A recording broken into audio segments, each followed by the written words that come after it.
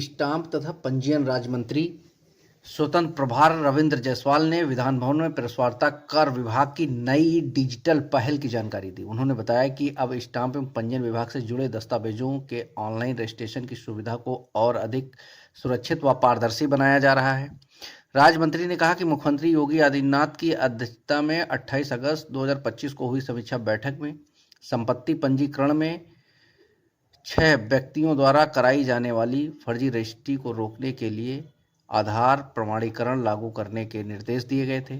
इसी क्रम में रजिस्ट्रीकरण अधिनियम 1908 की धारा 69 के तहत उत्तर प्रदेश ऑनलाइन दस्तावेज रजिस्ट्री नियमावली 2024 को लागू किया गया है। उन्होंने बताया कि इस नियमावली के अंतर्गत आधार संख्या धारकों की पहचान ई-केवाईसी के माध्यम से इलेक्ट्रॉनिक रूप में की जाएगी। साथ ही इलेक्ट्रॉनिक और आधार ई हस्ताक्षर को ई निष्पादन की परिभाषा में शामिल किया गया है। राज्य मंत्री रविंद्र जायसवाल ने बताया कि आधार प्रमाणीकरण की व्यवस्था 1 फरवरी 2026 से लागू की जाएगी। इसके तहत रजिस्ट्री के समय पक्षकारों और गवाहों की पहचान का सत्यापन अनिवार्य रूप से किया जाएगा। उन्होंने कहा कि आधार प्रमाणीकरण से फर्जी नामों पर होने वाले पंजीकरण पर प्रभावी रोक लगेगी। पंजीकरण प्रक्रिया में पारदर्शिता और विश्वसनीयता बढ़ेगी तथा भूमि और संपत्ति से जुड़े धोखाधड़ी के मामलों में बड़ी कमी आएगी।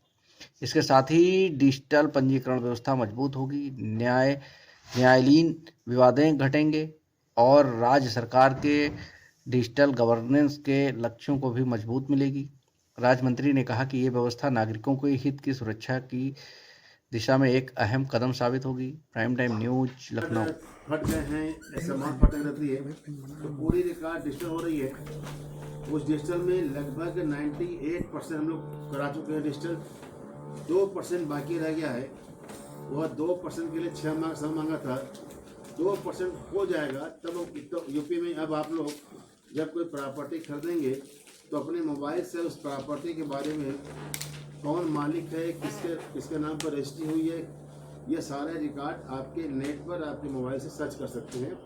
यह 6 माह का काम रुका है, वो पूरा कर देने के बाद से हम लोग पूरे यूपी में डिजिटल हो जाएगा डॉक्यूमेंट। अब आपको रजिस्ट्री कराने के पहले चेक करना है, तब भी 12 साल का मुआयना तो रजिस्ट्री दफ्तर में जाना पड़ेगा, बल्कि आप घर बैठ चेक कर सकते हैं। Point number 1।